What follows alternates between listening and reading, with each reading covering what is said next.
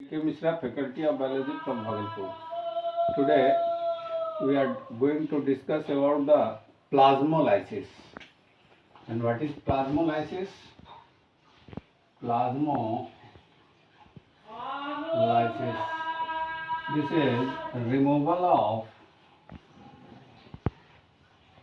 protoplasm from cell wall through loss of water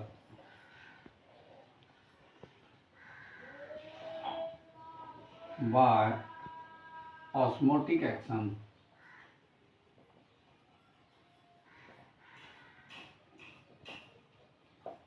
कहने का मतलब यह है कि जब कभी किसी सेल को हम लिविंग सेल को प्लांट सेल को हम किसी हाइपरटोनिक सॉल्यूशन में रखते हैं। हाइपरटोनिक सॉल्यूशन का मतलब ये होता है कि टिश्यू फ्लूइड में वाटर कंसंट्रेशन कम हो इन कंपैरिजन टू साइटोप्लाज्म। अगर साइटोप्लाज्म की तुलना में टिश्यू फ्लूइड में वाटर कंसंट्रेशन कम है तो from higher concentration to lower concentration osmosis के द्वारा वाटर साइटोप्लाज्म से जाना शुरू कर देगा टिश्यू फ्लूइड में। तो इसका रिजल्ट क्या होगा? दिस इज प्लांट सेल,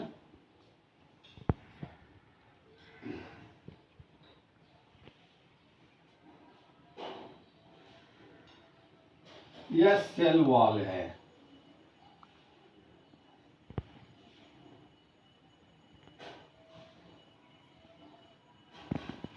तो हमने कहा removal of protoplasm from cell wall. Cell wall से हटेगा प्रोटोप्लाज्म। क्यों हटेगा? क्योंकि वाटर में सरफेस टेंशन ज्यादा होता है, इसके कारण यह मिनिमम सरफेस एरिया को एक्वायर करना शुरू करता है। तो अगर इसको हम डाले हुए हैं हाइपरटोनिक सॉल्यूशन में, यहां पर वाटर कंसंट्रेशन इस टिश्यू फ्लूइड में कम है इन कंपैरिजन टू साइटोप्लाज्म, तो यह मिनिमम सरफेस एरिया को एक्वायर करना चाहेगा ड्यू टू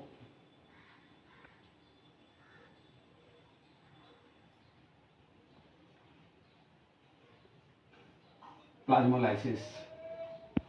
ठीक है, तो यह मिनिमम सरफेस एरिया को एक्वायर करना चाहेगा। दैट मीन्स यह सर्कुलर या स्फेरिकल या ओवल शेप को यह एक्वायर करेगा। तो सबसे पहले कहां से यह रिमूव होगा? यह छोड़ देगा इसके कॉर्नर को, सेल के कॉर्नर को यह सबसे पहले छोड़ेगा। उसके बाद फिर भी अगर प्लाज्मोलाइसिस हो रहा है,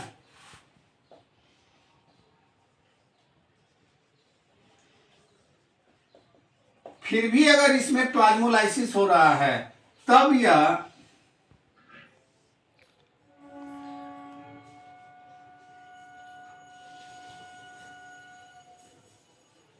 और ज्यादा श्रिंक करेगा और किसी एक जगह पर यह सेल वॉल के साथ अटैच्ड रहेगा। लेकिन इनिशियल स्टेज में यह कॉर्नर को ही छोड़ेगा ड्यू टू सरफेस टेंशन। वर्षा का मुंह तो गोल होता है, क्योंकि वाटर ड्रॉप की यह टेंडेंसी होती है कि वह मिनिमम सरफेस एरिया को एक्वायर करे, और सर्कुलर शेप का मिनिमम सरफेस एरिया होता है इन कंपैरिजन टू रेक्टेंगुलर और क्यूबॉइडल। तो यह मिनिमम सरफेस एरिया को एक्वायर करना चाहेगा, इसीलिए इसका यह शेप हो जाता है। तो इसमें सेल क्या होगा? श्रिंक करेगा, चूंकि यहां पर वाटर एक्सपेल आउट हो गया है फ्रॉम द सेल। सेल से वाटर एक्सपेल आउट हो गया है। तो इसका इंपॉर्टेंस एक्चुअली क्या है? इस प्लाज्मोलाइसिस का इंपॉर्टेंस क्या है? आपके घर में अचार बनता है या जेली बनता है, तो उसमें ज्यादा से ज्यादा आप डालते हैं चीनी या नमक। तो ये नमक का क्या काम है? नमक बना हुआ है सोडियम और क्लोरीन का, और इसकी टेंडेंसी होती है वाटर को एब्जॉर्ब करने का। तो यह उस पिकल से या जेली से वाटर को एब्जॉर्ब करके बाहर निकाल देगा, जिसके कारण उसके ऊपर फंगस ग्रो नहीं कर पाएगा और आपका पिकल ठीक ठाक रहेगा या आपका जेली ठीक ठाक रहेगा। इसीलिए उसमें ज़्यादा मात्रा में नमक या शुगर डाला जाता है। दूसरा इसका क्या इंपॉर्टेंस है, हम पता करते हैं इसके द्वारा कि whether this cell is living और नॉट। कोई भी सेल लिविंग है या नहीं है, इसी के द्वारा हम पता करते हैं। अगर क्ले कोट आप बना रहे हैं तो क्ले कोट के ऊपर अगर सॉल्ट डाल दें, उसका सॉल्यूशन बनाकर उसके ऊपर डाल दिए, तो वह क्या करेगा, वाटर को एब्जॉर्ब कर लेगा, तो उसमें घास उगेगा नहीं, क्ले कोट पर घास नहीं उगे, इसके लिए हम सॉल्ट डालते हैं। तो यह किसके कारण होता है, प्लाज्मोलाइसिस के कारण होता है। चूंकि outside concentration, water concentration outside cell minimum है और इनसाइड सेल मैक्सिमम है, तो घास का अगर सारा पानी बाहर निकल जाएगा तो वह उस जगह ग्रो नहीं कर पाएगा।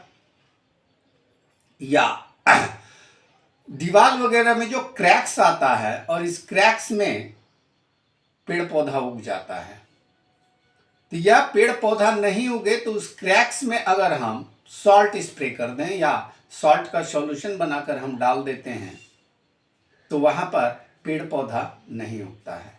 That's all, thank you.